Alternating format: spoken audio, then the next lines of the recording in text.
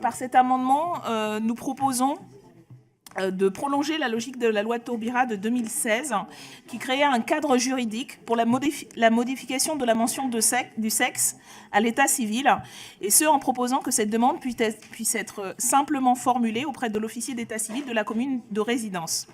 Afin de faciliter ces démarches et les rendre plus aisées et plus accessibles dans la pratique, dans les mêmes conditions que le droit actuel, nous estimons qu'il est nécessaire que cette démarche puisse être effectuée simplement en mairie, plutôt que de devoir se déplacer au tribunal de grande instance.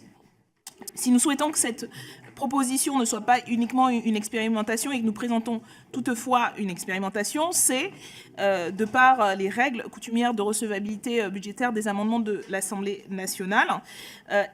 Nous faisons plus qu'un amendement d'appel parce qu'il nous semble que cela serait dans la pratique une facilité, une simplification extrêmement importante de ce type de démarche, et ce serait aussi un signal d'égalité vis-à-vis de nos concitoyens et concitoyennes qui sont confrontés à ce type de démarche parmi beaucoup d'autres dans leur parcours transitionnel, et pour qui ce serait de droit et en matière d'égalité des droits que de pouvoir obtenir cette simplification pour tous et toutes.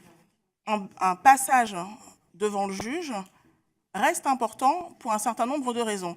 La première raison, c'est qu'on est sur des éléments qui restent aussi d'appréciation subjective. C'est-à-dire que le juge va donc apprécier ces éléments, enfin pas apprécier, mais oui, mais je veux dire, c'est une appréciation, je veux dire, il va donc apprécier l'ensemble de ces éléments pour pouvoir déterminer si le changement de sexe arrive. On n'est pas dans des éléments, puisqu'on a enlevé le certificat médical, qui sont des éléments d'appréciation purement objective. Et moi, je trouve que c'est une bonne chose. C'est une bonne chose parce que le juge, c'est quand même le premier garant des droits.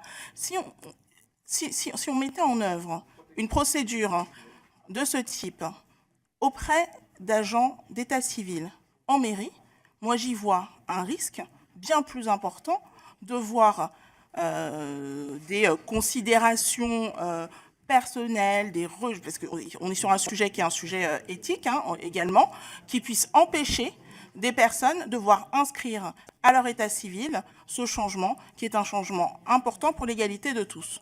Donc pour la garantie des droits et pour la protection des libertés, je pense qu'il ne s'agit pas d'une mesure pour laquelle nous devons engager une déjudiciarisation. On est là typiquement dans le type de mesures pour lesquelles le passage devant le juge est là pour garantir les droits de tous. Lequel il ne me semble pas souhaitable, sans que la loi de 2016 ait déjà vécu quelque temps, il ne me semble pas souhaitable de procéder tout de suite au passage à une étape différente.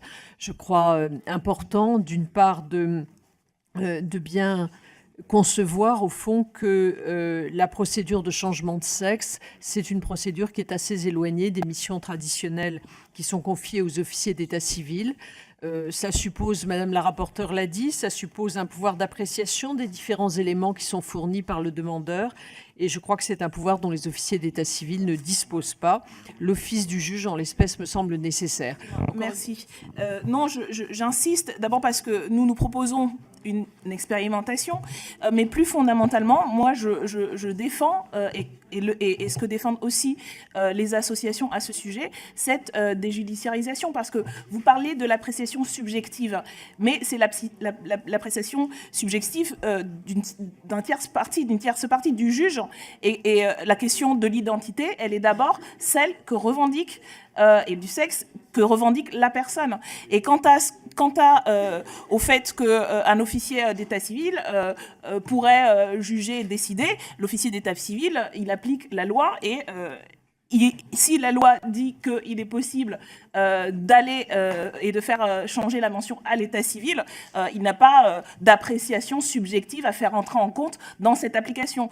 Donc je pense que c'est...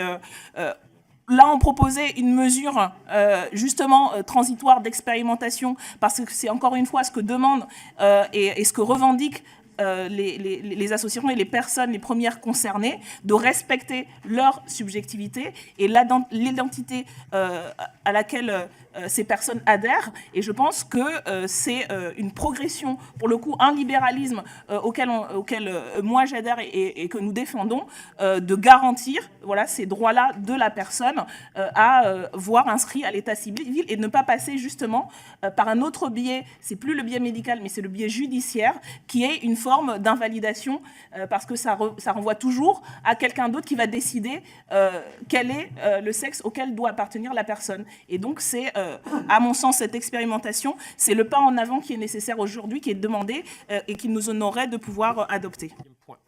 Je vous remercie. Donc, je pense que la commission est assez éclairée. Nous allons mettre aux voix cet amendement numéro 53 qui a reçu des avis défavorables du gouvernement et de la rapporteure, qui est pour, qui est contre. Il n'est pas adopté.